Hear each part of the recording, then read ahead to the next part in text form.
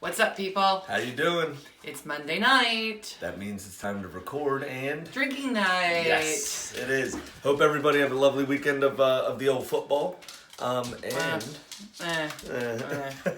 talk about it. Yeah, trust me. You know what? It was better than everyone expected it to be. I'm right there with you, though. Hashtag Villanista.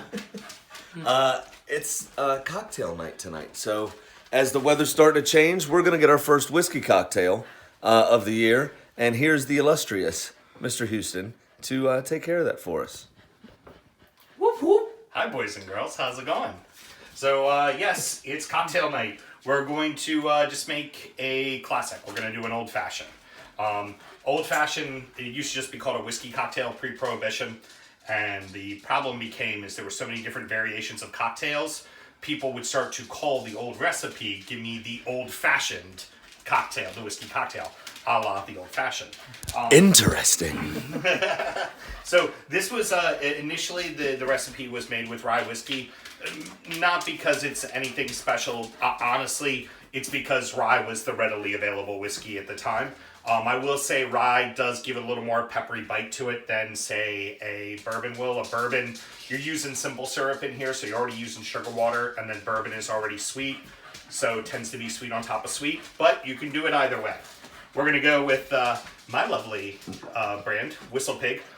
Beauty of this whiskey, 100% rye, 100 proof, so big, bold, and we'll kind of eat through the simple syrup that we're using. So let's do 2 ounces. I'm going to make a double batch, so I'm going to do 4 ounces.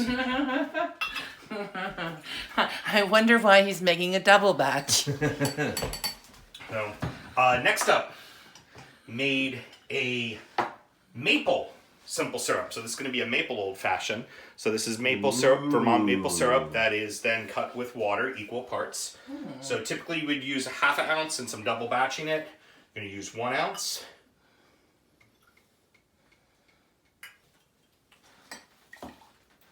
All right, next up, 2 dashes of a traditional aromatic bitter. Oh, sure. Yeah, like, me and my house shoes. like The those Whistle Pig branded house shoes Yeah. at that. Yeah, I just want people to appreciate the raw sex that is Sam Houston. How you doing? So we have the traditional bitters that I use. This was the Bitter Truth Jerry Thomas bitters. And then we're also using an orange bitter as well. Again, 2 dashes. Then this drink, because it's all alcohol, you actually stir, you don't shake. And the reason behind that is the shaking actually waters down the cocktail quite a bit. So when you have juices and things like that in there, you want it to actually be watered down. So how do you stir? Pretty simple. 2 fingers, hold on to the spoon like so. The lip of the spoon goes right against the jar and in. And then just what you're basically doing is pushing in and pushing out with these bottom 2 fingers. Top 2 fingers are pushing in, bottom 2 fingers are pushing out. And what you're doing here is actually making the drink cold without watering it down. And finally, we get out our glass. We get a nice big ice cube to pour it on.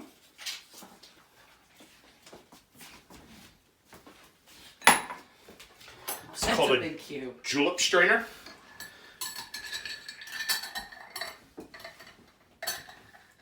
Over the top.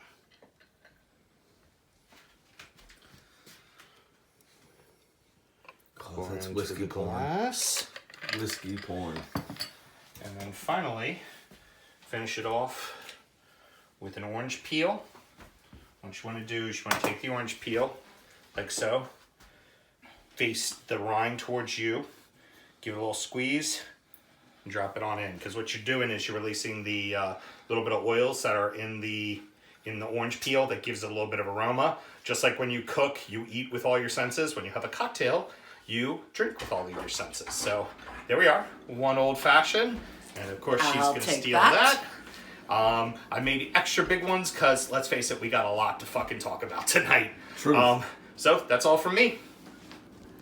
See y'all soon.